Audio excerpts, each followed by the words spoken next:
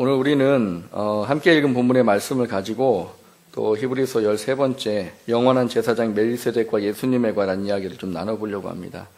우리 지난주에는 히브리서 6장 9절에서 20절 말씀을 가지고 하나님의 굳건한 약속, 이런 이야기를 함께 살펴봤습니다. 우리가 천국을 소망하고 살아가기 위해서는 두 가지가 필요하다는 이야기를 말씀을 드렸어요. 하나는 두려운 것. 우리가 하나님 앞에 하나님의 구원의 확신과 믿음이 없고 구원을 받지 못하면 영원한 지옥의 형벌에 간다는 것이 얼마나 두려운가. 하나님의 공동체 안에 있는데 예수를 믿는 믿음이 없어서 가라지가 되어가지고 온전히 그들이 하나님을 떠나고 회개할 수 없는 그런 상태에 처하는 두려움을 보면서 나는 그렇게 하면 안 되겠다. 나 오직 하늘의 소망을 품고 예수 그리스도 온전히 믿는 믿음을 가지고 살아야 되겠다. 그거 한 가지와 또 한 가지는 우리가 하늘나라 하나님 앞에 가서 받게 될 그 놀라운 유업과 하나님이 주시는 상과 영광과 면류관, 그것을 소망하는 마음이 우리 안에 있을 때 우리는 이 땅 살면서 육신을 위해 살지 아니하고 예수 그리스도를 믿는 하나님의 자녀로 살 수 있는 힘과 능력을 소유하게 되는 것이고, 그것을 하나님께서 뭐라고 하셨느냐, 너희들이 그 말씀대로 온전히 섬기고 살 때 하나도 기억된 바 되지 아니하는 것 없이 내가 반드시 기억한다. 그리고 나는 거짓이 없다. 나는 변함이 없다. 한번 약속한 건 반드시 이룬다. 그러니까 이 소망을 붙잡고 모든 것을 참고 견디고 인내하고 승리해라. 그 두 가지가 우리에게 필요하다라는 이야기를 지난주에 나눴었습니다.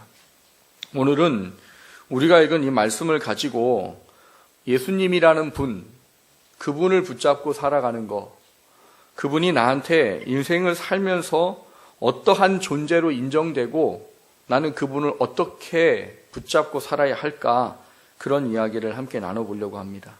오늘 말씀을 통해서 나한테 대제사장 되신 예수 그리스도, 인간의 제사장과는 다른 영원한 멜기세덱의 반차를 따르는 예수님의 그 은혜를 다시 한번 돌아보면서 그분을 붙잡고 사는 게 세상에 내게 다른 어떤 것보다도 가장 값지고 귀한 것이 될 수 있기를 주님의 이름으로 먼저 축원합니다.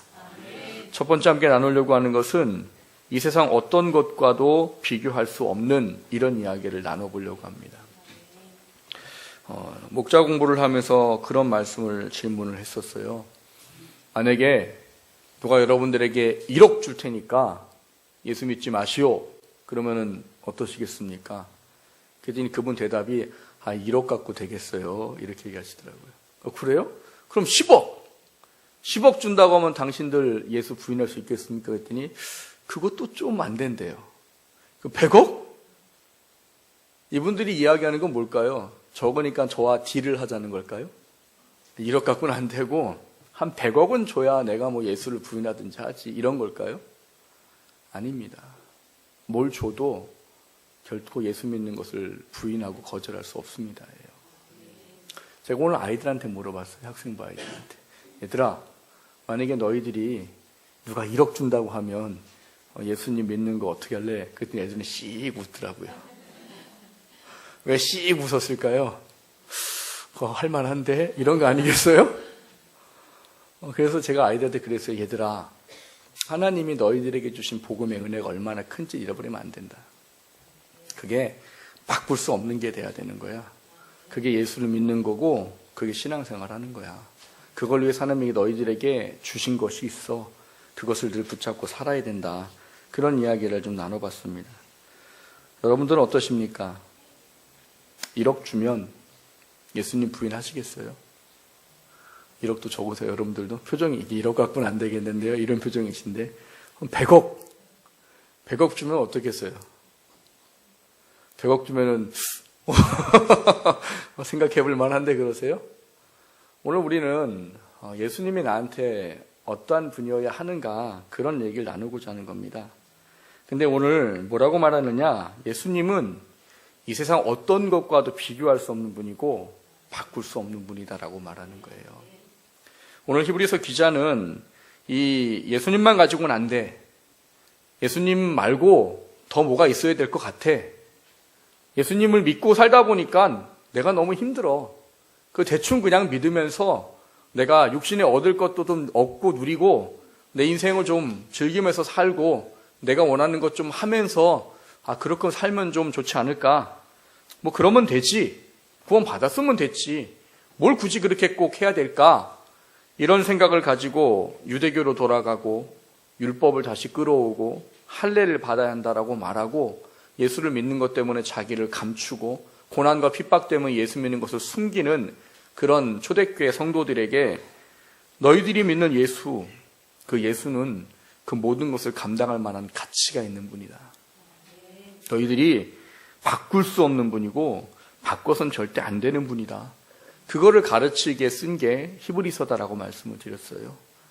그래서 히브리서 기자는 오늘 무슨 얘기를 하는가 하면 하늘의 소망을 품고 예수를 믿고 살아가는 것에 있어서 예수를 믿는다는 게 우리한테 얼마나 중요한 문제인가, 그것에 대한 것들을 우리에게 이 제사장이라는 존재를 통해서 우리에게 그 존귀함에 대한 부분들을 설명하고 있습니다. 오늘 본문에는 제사장은 제사장인데 두 양쪽으로 나눠져 있는 제사장을 이야기합니다. 하나는 레위 지파, 하나님께서 말씀하시고 계명에 넣어 놓으신 제사장이 될 수 있도록 생겨진 레위 지파에서 나온 인간 제사장들을 말하고, 또 하나는 레위 지파가 아니에요. 이 사람은 이스라엘 사람인지도 모르겠어요. 심지어는 이 사람이 뭔지도 모르겠어요. 근데 중요한 거는 그 사람을 제사장이라고 성경에서 이야기를 하고 있고, 예수님은 이 반차를 따랐다. 반차라는 것은 그 순서를 따랐다는 거거든요. 그 존재를 이어받았다 이런 겁니다. 그러니까 예수님이 이 두 존재를 히브리서 기자가 비교를 하면서 뭘 얘기하고 싶은가 하면, 유대인들의 사고방식에는 여러분 제사장이 최고입니다. 왜 제사장이 최고예요? 여러분들도 교회에 많은 분들이 계시지만 여러분들이 누구한테 기도를 받고 누구한테 기도를 부탁하고 하겠습니까? 예전에 제가 그런 이야기를 들은 적이 있어요. 동기들하고 이런저런 이야기를 하면서, 저희 모교회 같은 경우도 교회가 크기 때문에 왜 연말 되고 송무영신회 때문에는 안수기도 하시잖아요. 교회가 워낙 크다 보니까 담임 목사님은 장로님 가정까지만 해주십니다. 장로님 가정까지만 해도 많아요. 그래서 권사님까지 하실 경우도 있는데, 장로님 가정, 안수 집사님 가정은 담임 목사님이 하시고, 나머지는 교구 목사님들이 하셔요. 부목사님들이. 근데 사람들이 다 마음속에 뭘 갖고 있는 줄 아세요? 누구한테 받고 싶어요? 담임 목사님한테. 그래서 그런 분들이 계세요. 기도 다 끝났는데 조용히 올라가서 받는 분들이 계셔요. 그리고 부구 목사님한테 받는 것보다는 담임 목사님한테. 그건 인간적인 물론 사고방식이겠죠. 인간적인 사고방식이 어떤 거겠어요? 하나님이 담임 목사님 기도를 더 잘 들어주지 않을까? 이런 생각을 하고 있다는 겁니다. 그래서 부교육자들 생활을 할 때 동기들이 그런 얘기 가끔 하는 걸 들었어요. 우리도 똑같은데 왜 그럴까? 사람들의 생각은 다른 거죠. 우리는 똑같지만 사람의 생각은 다른 거예요. 오늘 본문에 그걸 이야기하고 있습니다. 뭐냐면 사람들이 제사장들한테 와서 뭘 하느냐? 축복을 받는 거예요. 제사를 하고 제사함도 받지만 제사장들을 통해서 뭔가를 기도를 받고 또 어떤 축복을 받는다라고 본문이 기록을 하고 있어요. 그런데 그 인간의 제사장과는 비교할 수 없는 존재가 하나 있다라고 말하는 게 이 멜기세덱입니다. 멜기세덱을 오늘 본문에서 표현하는 걸 보면은요, 이걸 뭐라고 얘기를 해야 될까 싶을 정도예요. 이 멜기세덱을 보면 1절, 2절에 뭐라고 말합니까? 살렘 왕이요 지극히 높으신 하나님의 제사장이라 이렇게 되어져 있어요. 그래요? 살렘 왕이요. 그리고 뒤에 가면은 그를 의의 왕, 평강의 왕, 그리고 3절을 보면 아버지도 없고 어머니도 없고 족보도 없고 시작한 날도 없고 생명의 끝도 없어 하나님의 아들과 닮아서 항상 제사장으로 있느니라 이렇게 말해요. 이 말씀을 여러분은 어떻게 해석을 하시겠어요? 이게 뭐겠어요? 이 사람이. 이 살렘 왕 멜기세덱의 사람이라는 게 뭐겠어요? 이 사람이. 이거를 저는 주석을 참고 막 봤는데 이거에 대한 명확한 설명은 없어요. 왜냐하면 확고하게 성경에서 제시해 주는 바가 없기 때문입니다. 근데 이 본문을 가지고서 본다면 이건 사람이 아닌가 보다 이 생각이 들 수밖에 없다는 거예요. 그럼 이가 누굴까? 물론 그거에 대해 말하는 학자들도 있습니다. 이가 누굴까? 이가 과연 사람이 아니라고 할 때는 과연 누굴까? 어떤 사람은 예수님이다라고 말하기도 합니다. 어떤 사람은 하나님의 사자였을 거다라고 말합니다. 왜냐하면 이 땅에 태어난 사람 치고 아버지 어머니 없는 사람 없고요. 태어난 시작과 끝이 없는 사람이 없고요. 이 세상에 존재하면서 영원히 살 수 있는 사람은 없습니다. 그건 사람이 아닌 거예요. 중요한 것은 이가 왜 여기 등장을 하고 있고, 그리고 이가 뭘 했다라고 말하는가 하면, 이 이스라엘 민족의 시작이라고 말하는 아브라함, 이 조상인 아브라함이 이 멜기세덱에게 10의 1조를 드리고 그에게 축복을 받았다라고 말합니다. 그러니까 유대인들에게 제사장은 굉장히 존귀한 존재예요. 그 존귀한 존재, 그 직분과 신분 때문에 존귀하게 여기는 거란 말이에요. 여기 성도님들 중에서도 저를 존귀히 여겨주는 분들이 있습니까? 없습니까? 있어요. 뭐 속으로 인정 안 하셔도 있어요. 저를 존귀히 여겨주는 분들이 계셔요. 근데 여러분, 저를 보세요. 뭐 존귀히 여길 만한 외모가 있습니까? 키는 168에 머리는 벗겨져 있고, 사모가 요즘 볼 때마다 목사님 배 나왔어요. 배는 나오기 시작하고, 뭐 존경할 만한 게 아무것도 없어요. 그렇다가 뭐 제가 뭐 똑똑합니까? 똑똑하지도 않아요. 제가 무슨 능력이 있습니까? 능력도 없어요. 뭐 사람들이 소위 말한 영권, 전 그런 거 없어요. 뭐 병낫기 기도하면 병낫거나 뭐 그런 게 저한테는 없어요. 그런데도 왜 성도들은 그 가운데 저를 존귀히 여길까요? 이유는 하나예요, 하나. 하나님이 세우셨다라고 인정하는 거예요. 하나님이 택하시고 세우셔서 하나님이 쓰시는 사람이라고 인정해 주기 때문에 존귀한 거지, 제 자체가 존귀해서 존귀한 존재가 아니란 말이에요. 제사장들도 마찬가지입니다. 이 유대인들에게 제사장은 그런 존재예요. 하나님이 세우셔서 하나님과 우리와의 관계를 회복하는 존재, 하나님과 나를 이어주고 하나님의 복을 나한테 전해주는 존재. 그래서 유대인들한테 제사장은 굉장히 크고 존귀한 존재입니다. 근데 오늘 히브리서 기자는 예수님의 존귀함을 이야기하기 위해서 그거와는 비교할 수 없는 더 놀라운 제사장이 있다. 그게 누구냐? 바로 멜기세덱이다, 멜기세덱. 야, 멜기세덱이 왜 존귀한 줄 아냐? 너희들의 조상인 아브라함이 그를 제사장으로 인정하고 그에게 11조를 드렸다. 그리고 그에게 축복을 받았다. 그럼 인간의 제사장은 뭐냐? 야, 인간의 제사장은 아브라함의 허리로부터 나왔다. 그러니까 아브라함이 시작인데 그 밑에 나온 사람들의 제사장이 그 아브라함 조상의 인류의 그 조상이라고 말하는 아브라함이 제사장으로 인정하고 11조를 드렸다고 한다면 누가 더 존귀한 존재고 누가 더 높은 존재겠냐, 이런 거예요. 그걸 통해서 히브리서 기자는 뭘 우리한테 이야기해 주고자 하는 겁니까? 예수님이 그와 그의 모든 것을 이어받은 바로 대제사장이시다, 이렇게 말하는 거예요.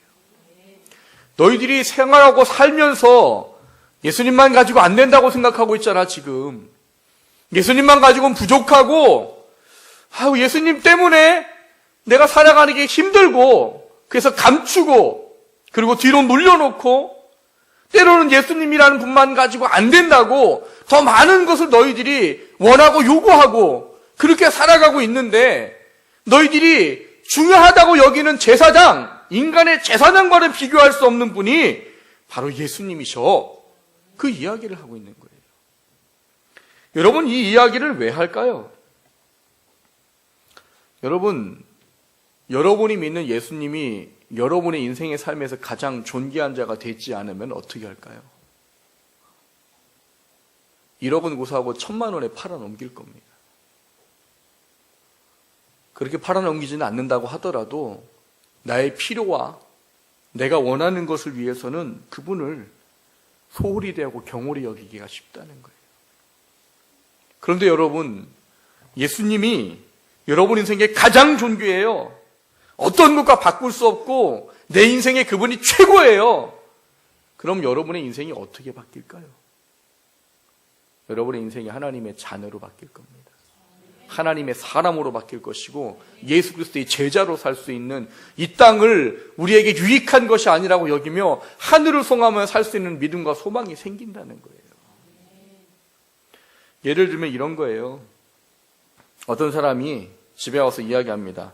아유, 당신 집안에 보니까 저희가 애가 넷이잖아요. 넷씩이나 있네요. 뭐 둘 정도는 팔아도 되지 않겠어요?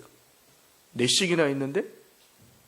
둘만 좀 하나당 제가 수당 한 10억씩 줄 테니까 파세요. 그럼 내가 걔네들 저기 새우잡이 원양어선에 보내가지고 잘 키워서 쓸 테니까 파세요. 이제 사모는 안 팔아요. 저는 판다고 그래요. 그러면은 이게 뭐가 차이가 나는 걸까요? 사모는 왜 안 팔까요? 사모는 왜 안 팔까요? 10억하고 바꿀 수 없는 거예요. 내가 배 아파 낳은 아이, 내가 사랑하는 아이 못 바꿔요. 근데 저는 남자라고 좀 다른가 봐요. 왜 팔아요? 왜 판다고 그래요? 그거보다 존귀히 여겨지지 않기 때문입니다.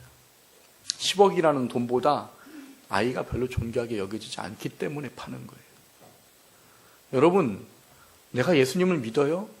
근데 내가 믿는 예수님이 이 세상 어떤 것보다 바꿀 수 없는 존귀한 분이라는 것을 우리가 모르면 우리는 바꾼단 말이에요. 근데 여러분, 바꾸는 건 뭐 좋다고 칩시다. 바꾸는 건 좋다고 쳐요. 문제는 바꾸고 나서 우리에게 주어지는 건 뭐냐는 거예요. 여러분, 예수님과 내가 원하는 것과 바꿨어요. 내가 필요로 하는 것과 내 어떤 명예, 뭐 승진, 내가 원하는 꿈, 내가 원하는 어떤 뭐 중요한 일, 그것과 예수님을 바꿨어요. 그때 당시는 좋을지 모르죠. 그런데 중요한 것은 뭡니까? 그것이 우리가 진정한 하나님의 앞에 설 때에 그게 우리한테는 바꿀 수 없는 그런 엄청난 하나님이 말씀하시는 일이 되어버린다라고 말하는 거예요. 이거를 예수님께서 하신 말로 좀 설명을 드리면 마태복음 10장 32절 33절에 이렇게 말씀하십니다. 누구든지 사람 앞에서 나를 시인하면 나도 하늘에 계신 내 아버지 앞에서 저를 시인할 것이요. 누구든지 사람 앞에서 나를 부인하면 나도 하늘에 계신 내 아버지 앞에서 너를 부인하리라. 여러분, 이게 뭘 의미하는지 아시겠어요? 하나님 앞에 갔어요. 믿는다고 갔단 말이에요. 근데 하나님 뭐라고 말했어요? 예수님께서 뭐라고 하세요? 나 얘 몰라요. 나 얘 몰라요. 그렇게 말씀하신다는 거예요. 이거를 오늘 주제에 좀 단어를 좀 바꾸어서 설명을 좀 해보겠습니다. 너희들이 만약에 이 세상에 너희의 육신을 위해 나를 맞바꾸고 나를 존귀하게 여겨주지 않는다면 나도 너희들이 하나님 아버지 앞에 설 때 나도 너희들을 존귀히 여기지 않을 것이다. 구원을 받았다고 치십시다. 하나님 앞에 섰는데 구원 받았는데 하나님을 이런저런 문제 때문에 감추고 숨겨요. 그러면 하나님 앞에 갔을 때 하나님도 그러신다는 거예요. 하나님도 아유, 얘가 뭐 구원을 받아야긴 할 것 같은데요. 아유, 좀 부끄럽네요. 얘를 보니까. 이렇게 될 수밖에 없다는 거예요. 하나님은 우리에게 예수님을 왜 이 세상에 어떤 것과도 맞바꿀 수 없는 존귀한 존재로 여기라고 말하는지 우리는 기억해야 합니다. 여러분, 우리가 믿는 예수님이에요. 나를 위해 십자가에 죽으신 예수님이에요. 그분을 내가 존귀하다고 여기지 못하면 여러분, 그분을 세상에서 자랑할 수 없고 나타낼 수 없어요. 내 인생이 하나님 앞에 온전하고 합당한 인생으로 인정받으며 살 수 없어요. 그래서 오늘 히브리서 기자는 얘들아, 너희들이 지금 예수 말고 다른 거 필요하고 예수님 때문에 너희들이 받는 고난과 환난 때문에 예수님을 숨기고 하는 것이 지금은 어떤지를 모르지만 너희들 안에 그분이 얼마나 존귀한지를 회복하고 깨달아야 된다. 그래야 내가 살면서 예수를 믿는 사람으로 모든 것을 참고 견디고 인내하며 살 수 있고 어떤 것과도 주님을 바꾸지 않으려고 살고 그것이 너희에게 나중에 하나님 앞에 가면 성함이 되고 하나님 앞에 가면 그게 영광이 되고 면류관이 되는 것이다. 얼마나 존귀한지 알아라. 인간의 제사장과 비교할 수 없어. 너희들이 존귀하다고 여기지. 근데 그 존재랑은 비교할 수 없는 멜기세덱의 반차를 따르신 분이 예수님이야. 그러니까 그분을 존귀히 여겨라. 그게 너희의 신앙과 믿음을 지키는 방법이다. 그렇게 말하고 있는 거예요. 오늘날에는 여러분한테 예수님이 얼마나 존귀한지 돌아보셔야 됩니다. 적어도 내가 예수님을 믿는다고 하면 그분이 내 인생에 어떤 것보다 존귀한 분이 되어야 된단 말이에요. 그래야 내가 신앙과 믿음을 지키고 살 수 있지. 안 그러면 여러분 이 세상 살면서 사단의 수없이 많은 공격으로부터 어떻게 신앙과 믿음을 지키며 삽니까? 그게 힘이 되어야지. 예수님의 가장 존귀한 자가 될 때 여러분 우린 그 모든 것을 이겨낼 수 있다는 사실을 다시 한번 돌아보게 되기를 주님의 이름으로 축원합니다. 두 번째로 나누고자 하는 것은 더 좋은 언약의 보증, 십자가의 죽으심 이런 겁니다. 여러분 멜기세덱의 반차를 따른 예수님이라고 하셨어요. 그분은 이 세상에 어떤 것과 비교할 수 없는 존귀한 분이고 값진 분이세요. 근데 그 존귀하고 값진 분이 그 존귀하고 값진 것을 통해 우리에게 하나님께서 더 좋은 것을 주시기 위해서 보증을 쓰셨다라고 말합니다. 여러분 보증이라는 게 얼마나 무서운 줄 아십니까? 왜 교회에서도 뭐 하지 말라고 그래요? 보증 쓰지 말라고 그래요. 여러분 교회에서 보증 쓰지 말라는 이유는 여러 가지 이유 때문입니다. 근데 그거를 섰을 때 그것 때문에 교회가 깨어지고 믿음이 흐려지고 신앙이 연약해질 것 같으면 보증 쓰지 말라는 거예요. 보증 쓸 거면 어떻게 쓰라는 거예요? 아예 줄 생각하는 사람은 서도 됩니다. 아예 쓰지 말라는 얘기 아니에요. 여러분이 줄 생각이 있고 안 받아도 된다고 생각하면 쓰셔도 돼요. 근데 그게 아니고 다른 거라면은 보증 쓰지 마세요. 절대로. 보증은 굉장히 무서워요. 내가 보증을 서줬는데 그 사람이 없어지면 어떻게 돼요? 고스란히 내가 받아야 되는 거예요. 내가 쓰든 안 쓰든 그런 건 상관없어요. 법이 그렇단 말이에요. 근데 오늘 뭐라고 말씀하시느냐? 예수님이 우리에게 더 좋은 언약의 보증이 되신다라고 말해요. 더 좋은 언약의 보증은 과연 뭐겠어요? 여러분 예수님이 존귀하다고 히브리서 기자가 아까 막 이야기를 많이 했어요. 너희들 제사장 중요하지? 제사장 존경하지? 제사장을 존귀하게 여기지? 근데 그와는 비교할 수 없는 이 멜기세덱이라고 말하는 하나님의 영원한 제사장을 예수님이 닮았어. 그는 하나님의 아들들과 같은데 이분은 하나님의 아들이야. 그리고 이분이 너희들에게 대제사장이셔. 그래서 그분이 너희들을 구원하고 너희들에게 하나님의 놀라우신 은혜를 주기에 조금 더 부족함이 없는 분이야. 이거를 지금 이야기했단 말이에요. 근데 문제는 그렇게 말하는 것까지는 좋아요. 그렇게 말하는 것까지는 좋은데 그게 애들 말로 말하면 뻥이에요. 그러면 히브리서 기자가 말한 건 아무 의미가 없는 거예요. 아무리 예수가 존귀하다, 그분이 너희들에게 복된 자다, 너희들의 모든 것을 책임질 수 있으시다, 너희들의 영혼을 구원하신다, 수없이 많은 말을 했는데 그가 그 일을 온전히 감당할 수 없는 그게 잘못된 거짓이라면 히브리서 기자가 말한 건 아무 의미가 없다는 거예요. 근데 오늘 히브리서 기자는 뭐라고 말하느냐? 예수님, 제사장 되신 그분이 뭐냐? 더 좋은 언약의 보증이 되셨다 이렇게 말해요. 여러분, 더 좋은 언약의 보증이 되려면 뭐가 필요할까요? 여러분 보증 쓸 때 뭐 합니까? 서류 작성하지요. 뭐 찍으세요? 인감 도장 찍지요. 인감은 내가 나를 증명할 수 있는 법적 도구예요. 인감을 찍어주면 그 사람은 그것에 동의한 게 돼서 그거를 반드시 책임져야 됩니다. 그러니까 그걸 찍어주는 것 자체가 보증이 되는 거예요. 내가 법적으로 나를 대변할 수 있는 이 인감이라는 것을 만들었고 그 인감을 찍어줬다는 것은 뭐예요? 내가 그거를 책임지겠다는 의미를 갖고 있는 거예요. 예수님도 그걸 하셨다는 거예요. 근데 오늘 본문에 예수님은 더 좋은 언약의 보증이셨다고 말하면 그럼 예수님은 뭘 하셨다는 거예요? 여러분 예수님이 인감도장 파가지고 찍으셨어요? 예수님은 뭘 보증을 쓰셨길래 더 좋은 언약의 보증이라고 말합니까? 하나님이 말씀하신 것대로 우리를 위해 십자가에 죽으셨다는 거예요. 그리고 부활하셨고 그리고 승천하셔서 우리를 다시 구원하기 위해서 이 땅에 다시 오신다는 거예요. 그게 성경에서 말하고 있는 보증이에요. 보증. 만약에 예수님이 안 죽으시고 부활하지 않으셨다면 보증이 되지 않습니다. 그분이 아무리 존귀한 자, 멜기세덱의 반차를 따랐던 어떤 건 다 상관없어요. 그건 다 거짓이에요. 그런데 예수님이 하나님께서 말씀하신 그 모든 것들에 대한 것들을 온전히 다 감당하고 십자가에 죽으셨고, 죽고 끝나면 의미 없어요. 부활하셨단 말이에요. 부활하시면서 고린도전서에 뭐라고 말합니까? 너희들이 다시 살 것을 증명하기 위해서 그분이 부활하셨다는 거예요. 그리고 승천하셨어요. 승천하셔서 뭐 하신다고 그랬어요?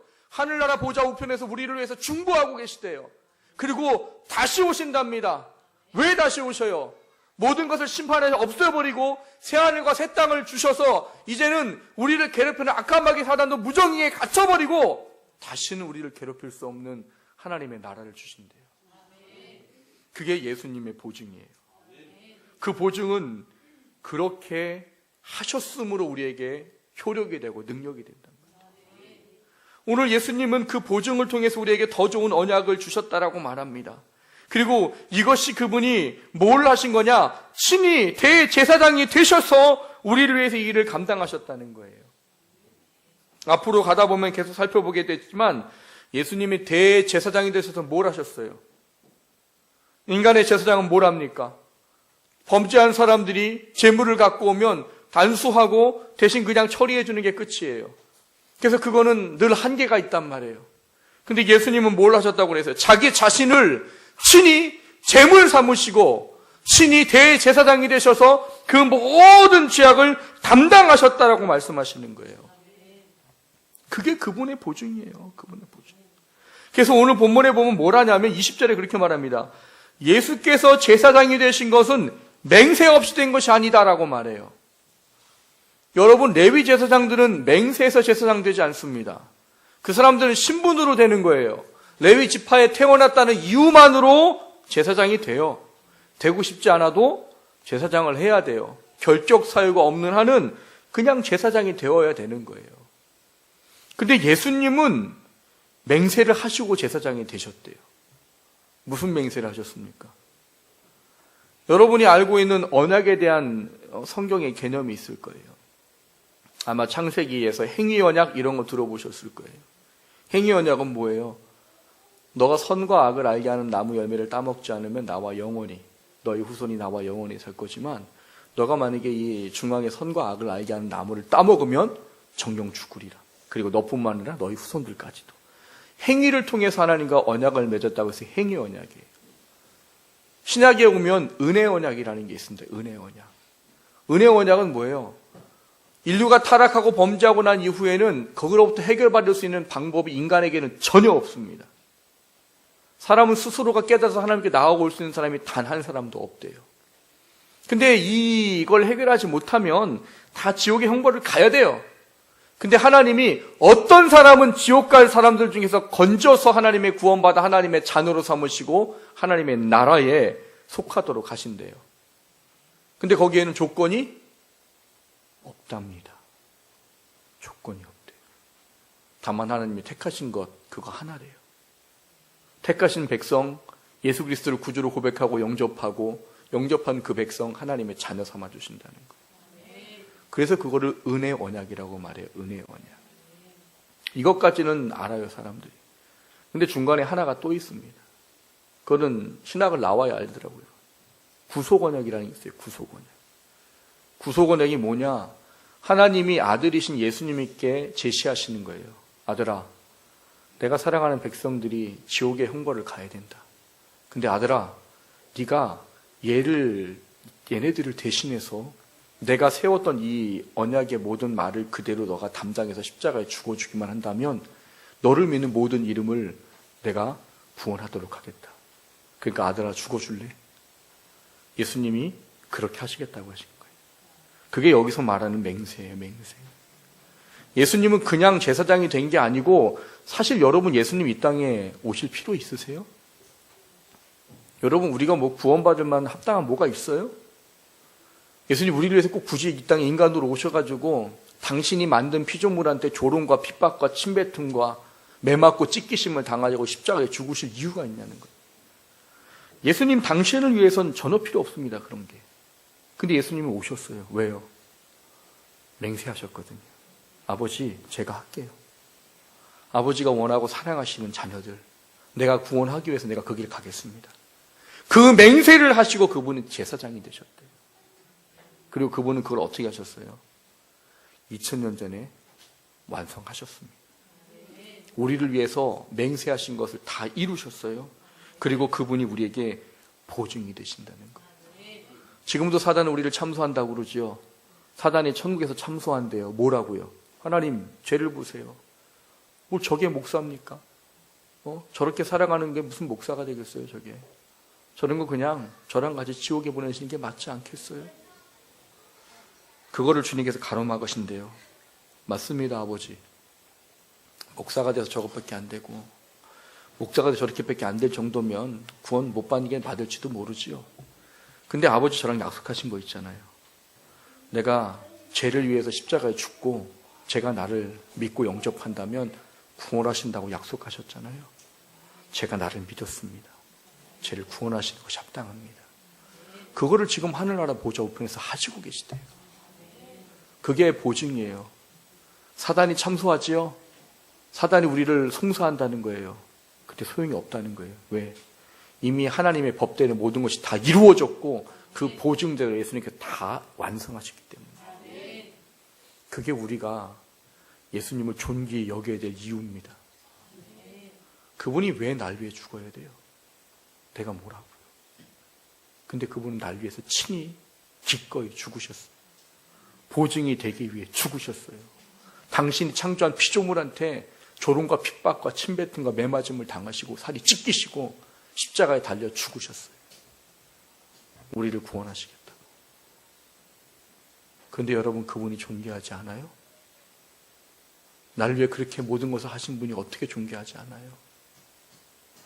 여러분, 다시 돌아보십시오. 예수님 나에게 어떤 분인지 돌아보셔야 돼요. 내가 그분을 믿는다는 게 뭔지, 내가 왜 그분을 존귀히 여겨야 하는지. 나라는 죄인 하나 구하기 위해 주님은 아까운 게 없으셨어요. 그리고 하나님은 그러시잖아요. 아들까지 내어주신 이가 우리에게 뭔들 안 주시겠네요. 그만큼 우리를 위하셔요. 근데 그분으로 말미암아 구원받고 새 생명은 우리들이 주님을 존귀히 여기지 않으면 어떻게 하겠다는 거예요. 여러분, 돌아보셔야 됩니다. 그냥 사시면 안 돼요. 그냥 육신의 삶을 그냥 시간이 흘러가면 흘러간 대로 산다고 사시면 안 돼요. 그분이 나에게 얼마나 존귀한 자인지를 확인하셔야 돼요. 그리고 그 존귀함을 늘 내 안에서 회복하셔야 돼요. 그래야 내가 그리스도인으로 살 수 있습니다. 하나님의 은혜 아래 살 수 있고 이 땅 살다 하나님 앞에 가서도 존귀한 자가 되는 거예요. 그거를 위해 보증 서신 예수 그리스도를 다시 한번 심령 속에 회복하고 그 안에 살아갈 수 있는 우리 모두가 될 수 있기를 주님의 이름으로 축원합니다.